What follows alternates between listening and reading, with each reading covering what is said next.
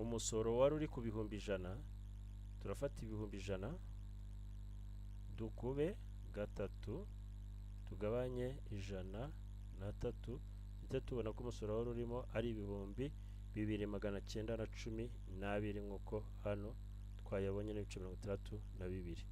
ngayo nguko. none rero VAT ya 18 ibarwa kuri. Welcome to the Professional Rwanda Tax Series.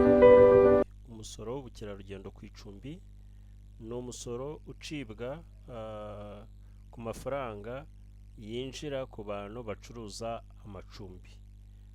Uyu musoro tugiye kureba ibyawo. Niba utazi uburyo bawudekarara, niba utazi uburyo bawiyandikishaho, ukurikira iki cyigisho. Ntiwibagirwe gukora subscribe kandi ukore sharing ku bantu uzi bakeneye kumenya uyu musoro, kuko ni umusoro mushyashya. Uri mu misoro mishyashya Rwanda Revenue yasohoye. Rero iki cyigisho ntigigucike, nk'ibisanzwe muri kumwe na Teacher Holike. Reka turebe uburyo uyu musoro udekararwa, uburyo wawiyandikishaho, ese wishyurwa ngahe. Umusoro w'ubukerarugendo ku icumbi, Tourism Tax on Accommodation, uyu musoro watangiye ku itariki ya mbere z'ukwa karindwi 2025, niho washyizwe mu itegeko rya Repubulika y'u Rwanda. Intego y'iri somo, turasobanukirwa umusoro w'ubukerarugendo ku icumbi, kumenya kwiyandikisha no kwishyura, kumenya igipimo cy'umusoro, kumenya igihe cyo kumenyekanisha no kwishyura umusoro, gusobanukirwa inshingano zijyanye na IBM. Umusoro w'ubukerarugendo ku icumbi ni iki? Icumbi bivuga serivisi yo gutanga icyumba, ahantu ho kuryama cyangwa se kuruhukira. Umusoro rero w'ubukerarugendo ku icumbi washyizweho n'itegeko nomero 015/2025 ryo kuwa 27/5/2025. ni umusoro ufite igipimo cya 3% by'amafaranga yishyuwe ku icumbi hatabariwemo VAT. Uyu musoro rero watangiye gucibwa guhera ku ya mbere Nyakanga 2025.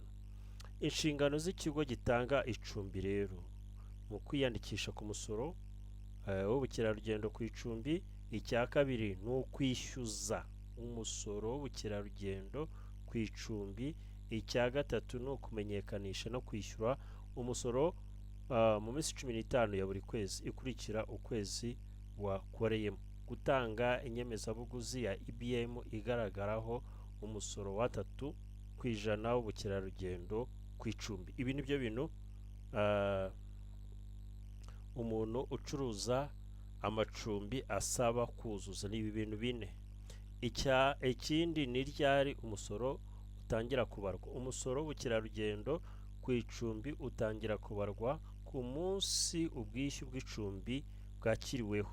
Urugero, umushyitsi yishyuye serivisi y'icumbi, nibwo hashingirwaho mu kubara umusoro. Ni ngombwa rero gukurikirana ubwishyu bwose bwakiriwe kugira ngo imenyekanisha ribe ryuzuye. Kumenyekanisha no kwishyura. Umusoro umenyekanishwa kandi ukishyurwa mu minsi 15 ya buri kwezi. Ikigo kigomba gukurikirana ubwishyu bwose bw'icumbi bwakiriwe, kandi imenyekanisha rikwiriye kuba rihuye n'ibikorwa n'amafaranga yakiriwe. Kubahiriza igihe bifasha kwirinda ibibazo n'ibihano bijyanye no gutinda. IBM n'umusoro w'ubukerarugendo. Inyemezabuguzi ya IBM igomba kugaragaza umusoro wa 3% w'ubukerarugendo ku icumbi. Mwibuke yuko aya 3% abarirwa mu mafaranga umukiriya yawe yakwishyuye VAT itarimo. bivuge ko niba icumbi ryishyurwa 100, umukiriya arishyura 103. iki mucyumve neza. Abasore rero bafite IBM basabwa kwihutira kuyisaba. Abafite IBM basabwa kuyikoresha neza igihe cyose batanze serivisi yishyurwa. Inyemezabuguzi igomba kugaragaza ibiciro nyakuri, izina rya serivisi ndetse na tini cyangwa nimero ya telefone y'uwahawe serivisi. Ibibazo by'ingenzi ku basora b'amacumbi: hari abatanga serivisi z'amacumbi batanditse ku musoro, hari abiyandikisha ku musoro umwe ntibiyandikishe ku yindi kandi bujuje ibisabwa. Ugasanga wujuje ibisabwa byo kuba utanga TVA ariko ukiyandikisha ku icumbi ntubiyandikisha kuri TVA. Hari rero ibibazo byo gutinda gukora imenyekanisha cyangwa kutarikora, hariho gutubya ibyinjijwe no kudakoresha IBM neza. Ni ngombwa rero kumenyekanisha agaciro k'ibyinjiye byose n'ibyishyuwe nyakuri. Iby'ingenzi ugomba kwibuka: umusoro w'ubukerarugendo ku icumbi na 3% by'amafaranga yishyuwe ku icumbi, VAT itarimo. Watangiye gukurikizwa uyu musoro, tubyumve neza ko watangiye gukurikizwa ku ya mbere Nyakanga 2025, kandi uyu musoro uboneka igihe ubwishyu bw'icumbi bwakiriwe. Kumenyekanisha no kwishyura bikurwa mu minsi 15 ya buri kwezi. IBM igomba gukoreshwa neza kandi inyemezabuguzi ikagaragaza umusoro wa 3%. Reka twinjire muri e-tax turebe uburyo umuntu yiyandikisha kuri uyu musoro. Tumaze kubona rero bimwe mu bigize umusoro ku bukerarugendo cyangwa se umusoro w'ubukerarugendo ku macumbi. Reka noneho turebe ni buryo ki wakwiyandikishaho uyu musoro. Umaze kuwiyandikishaho se ni buryo ki wadekarara uyu musoro. Bawudekarara bate? Bawiyandikishaho bate? Reka twinjirane muri e-tax turebe uburyo uyu musoro bawudekara cyangwa se bawiyandikishaho. Uraza ukajya muri e-tax, wamara kugera muri e-tax ukahita uza hano handitse update details, ukahita uza hano kuri tourism property, warangiza ukaza hano ukiyandikishaho property type, ese ni hoteli, ni apartment, ni lodge. Reka tuvuge ko twebwe ari hoteli, turangiza tuvuge room type, ese ni single room, double room, twin room. Reka tuvuge ko ari single room. Then tuza hano twandikaho umubare w'ibyumba, tuvuge ko ari 22. Hano baratubaza se ngo ni ownership, ese ni inzu yawe cyangwa se urakodesha. Iyo ari inzu yawe hano bahita bagusaba kuzuzamo UPI, ariko niba ukodesha bahita bakubaza adresse zaho ukodesha. Shyiremo niba ari mu mujyi wa Kigali, shyiremo akarere, then ushyiremo sector, shyiremo sere, shyiremo village, nurangiza kwirika hano. Iyo turangije rero bino, tumaze kubona yuko property yacu iri active, tuhita dusubira inyuma tukaza hano kuri online request, tukaza hano handitse tax account registration request, tukahita tuza hano tukahitamo umusoro dushaka kwiyandikisha, tourism tax, tukandikaho itariki dutangiriyeho ko ari 10 z'ukwa 8, tukakora kuri submit. Ako kanya uba umaze kwiyandikisha, ukahita kubwira ngo after being registered visit your nearest RRA office to get document for declaration. Niba umaze kwiyandikisha wasura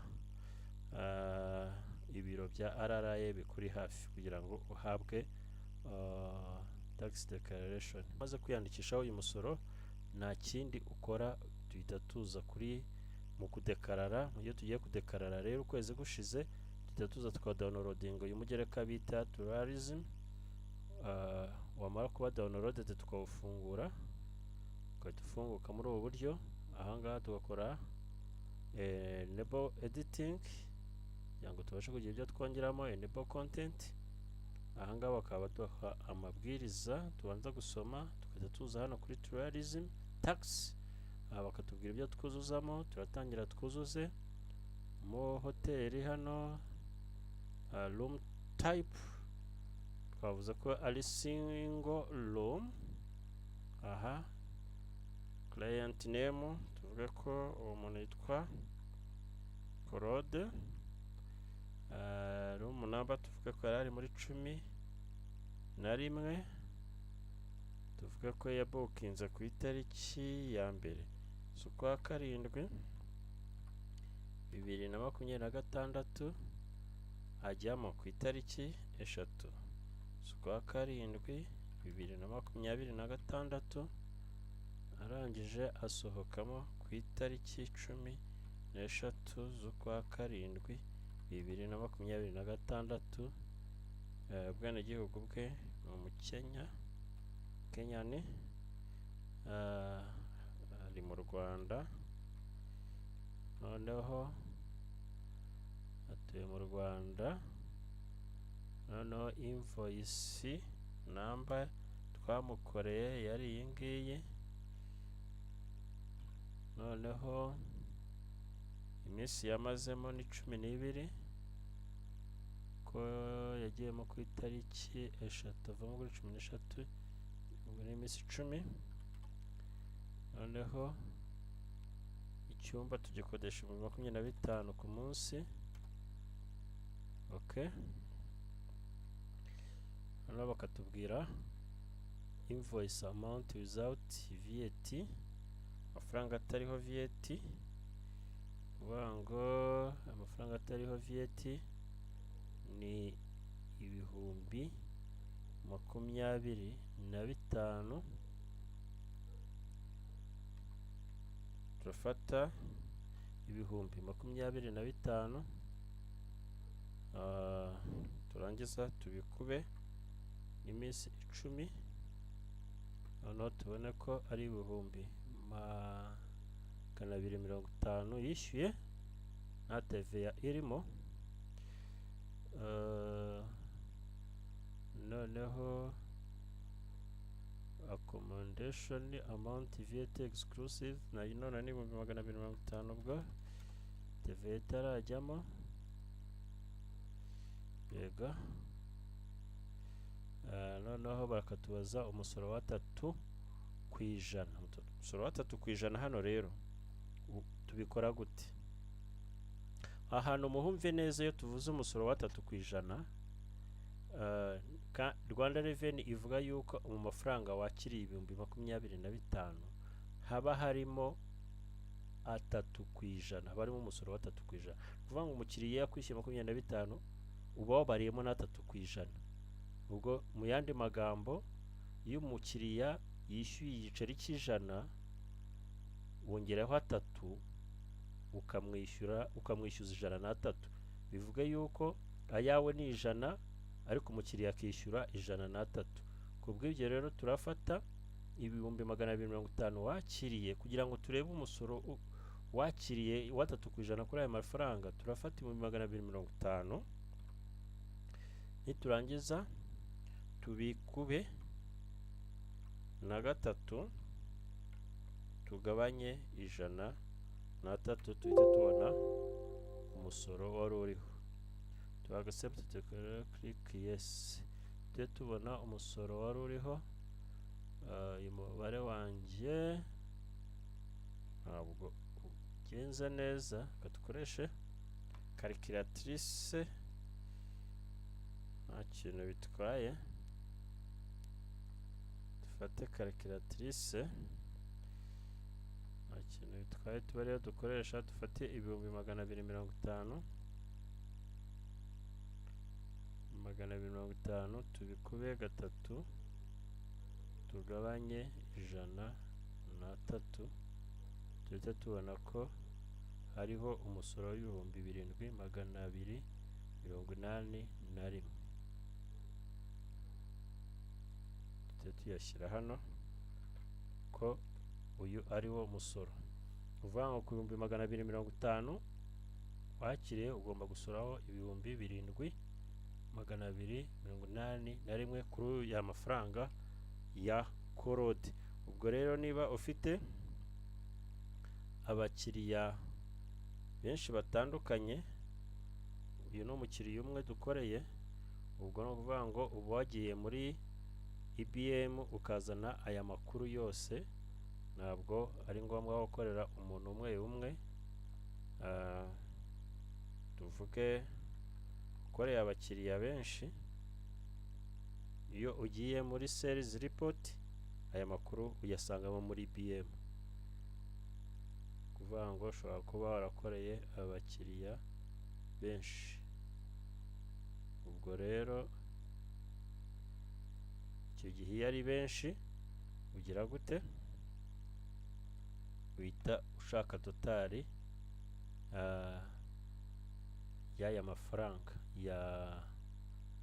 ya loan price invoice amount without VAT, accommodation amount VAT exclusive, ukayateranya. Wamara kuyateranya neza, aya mafaranga niyo baza kutubaza mu kudekarara. Izi miliyoni 2,750, aya mafaranga niyo baza kutubaza tugiye kudekarara aya ngaya. So iyo urangije rero ukora validate, noza yawe ikahita yisevinga muri local disk C muri folder itayirema yitwa RRA. So iyo umaze rero gukora ibi, usubira kuri e-tax. So ukahita uza kuri tax declaration, new declaration, ukahita ujya kuri submit, nta kintu uhinduyeho. Iyo ugeze ahangaha uraza ukahita ukirika kuri doc-id. Iyo umaze gukirika kuri doc-id, ako kanya uhita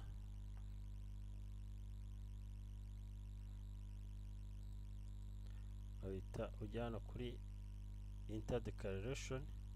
Umara kujya kuri enter declaration, ukahita uza noneho ya mafaranga twateranyije yose ukahita uyuzuza hano. Aha ku murongo wa 5 toto VAT ushyiramo amafaranga yose hoteli yakoreye, cyangwa se ubwo hoteli yakoreye harimo na restaurant n'iki byose, VAT na itarimo ariko amafaranga y'ukwezi. Ariko noneho ku murongo wa 10 ni sales for accommodation, ni y'amacumbi yonyine ariyo twateranyije hariya za miliyoni 2,750, miliyoni 2,750 nibyo noneho uza noneho ukuzuzamo hano. Noneho wakora kuri save, ahangaha umusoro uhita wiyandika ikoresheje ya formulaire nababwiye. Babona ko batubwiye ngo tourism tax due ni line ya 10 dukubye line ya 10 ariyo iyi ngiyi amafaranga twujujemo hano, dukubye 3 tugabanyije 103. Ubonye nako dukuba 3 tukagabanya 103.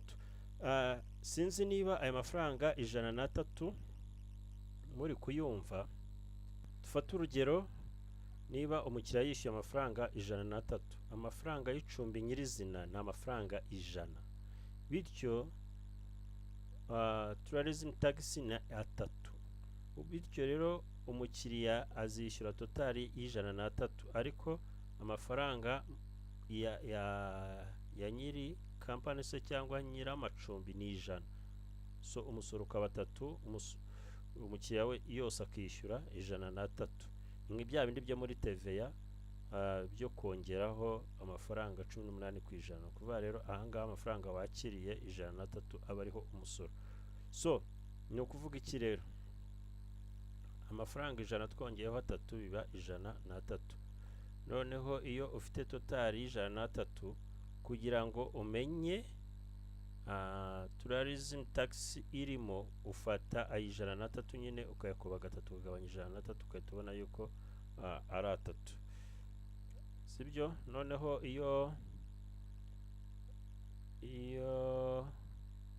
niyo mpamvu rero RRA ikoresha iyi formula ya 3 ku kuri 103 cyangwa se gukuba 3 tukagabanya 103 ntabwo ikoresha gatatu ngo ugabanye 100 hoya itegeko rivuga ko tourism tax ari 3% by'amafaranga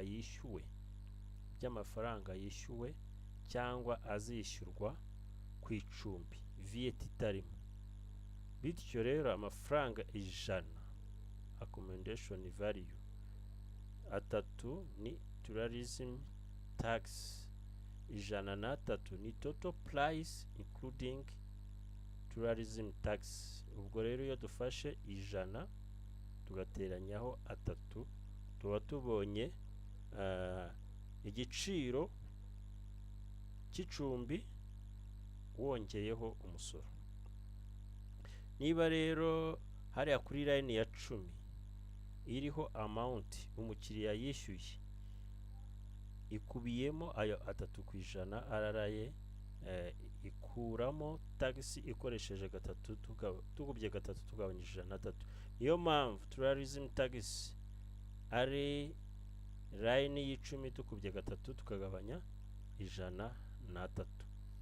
Uko 3% rero tourism tax na 18% ya VAT bihurira hamwe kuri invoice ya IBM, bihurira hamwe kuri invoice ya IBM. Urugero rw'icyumba cy'ibihumbi 100, reka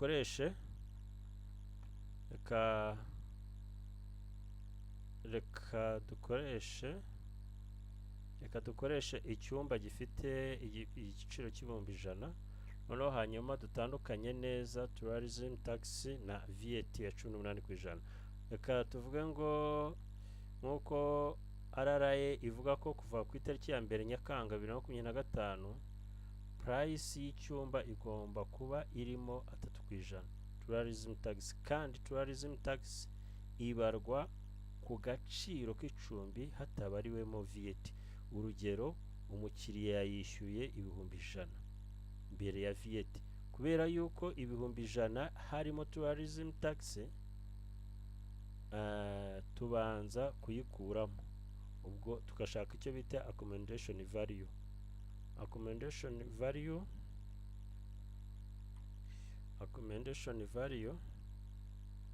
Ubwo turafata ibihumbi 100 tukuba 100 tugabanyije 103 turabona 97,000 na 87 n'ibice 38. Naho niba tuba dushaka tourism tax turahita dufata ibihumbi 100 dukube gatatu tugabanye 103 tubone ko ari aya ngaya. Sinzi niba hano ubyumvise. Aha ndavuze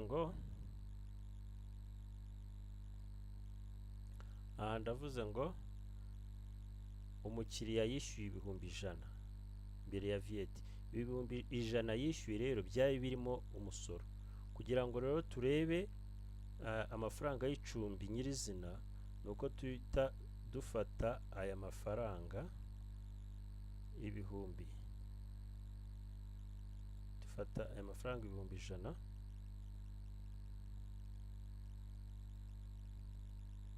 tugakuba 100 tukagabanya 103, tukaba tubona ko ari ibihumbi 97,087 niyo mafaranga ye bwite yakiriye. Noneho kugira ngo rero tubone umusoro wari uri ku bihumbi 100, turafata ibihumbi 100 dukube gatatu tugabanye 103, ndetse tubona ko umusoro wari urimo ari ibihumbi 2,912 nk'uko hano twayabonye n'ibice 32. Ngayo nguko. None rero VAT ya 18 ibarwa kuri accommodation value twabonye ko ari 97,000. Ubwo rero turafata 97,000 kugira ngo turebe TVA dukube 18 tugabanye 100. Turafata 97,000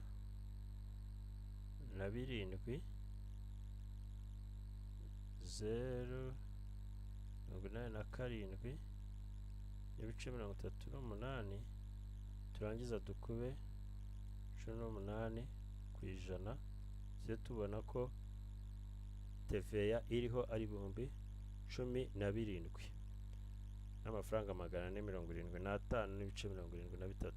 Aya niyo TVA iriho. Ubwo noneho turebe ngo umukiriya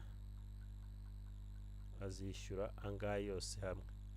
So accommodation excluding VAT and tourism tax na yangaye. Aya niyo mafaranga ye bwite. Tourism ya 3% na yangaye. Sibyo? Kuko ubura unashatse kubikora neza, ufashe aya mafaranga, aya mafaranga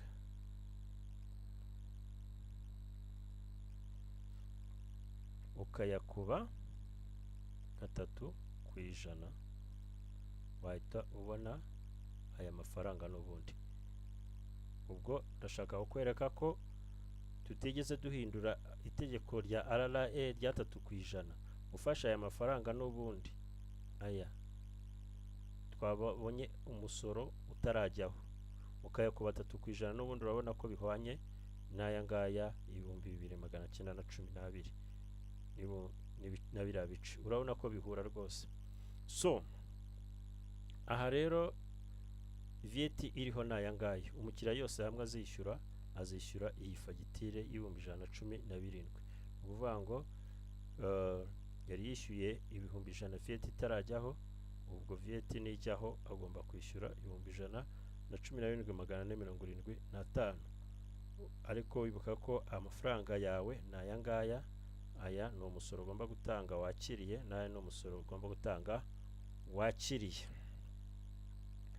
So ni muri ubu buryo bibarwa, ndakeka byumvikanye.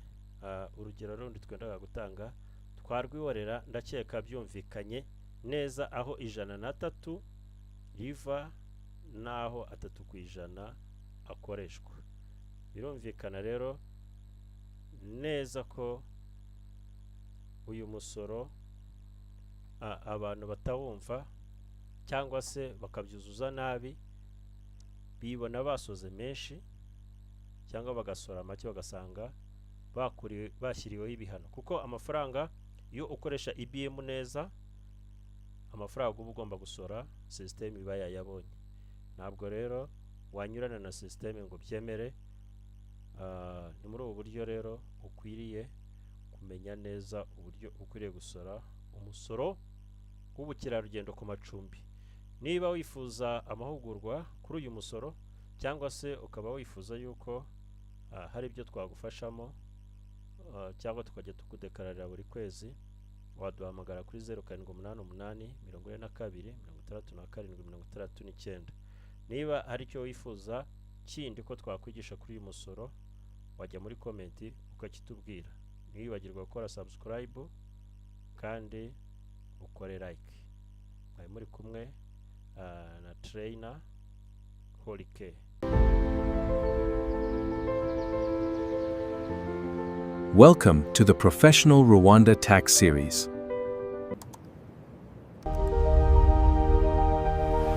This alignment actually looks correct.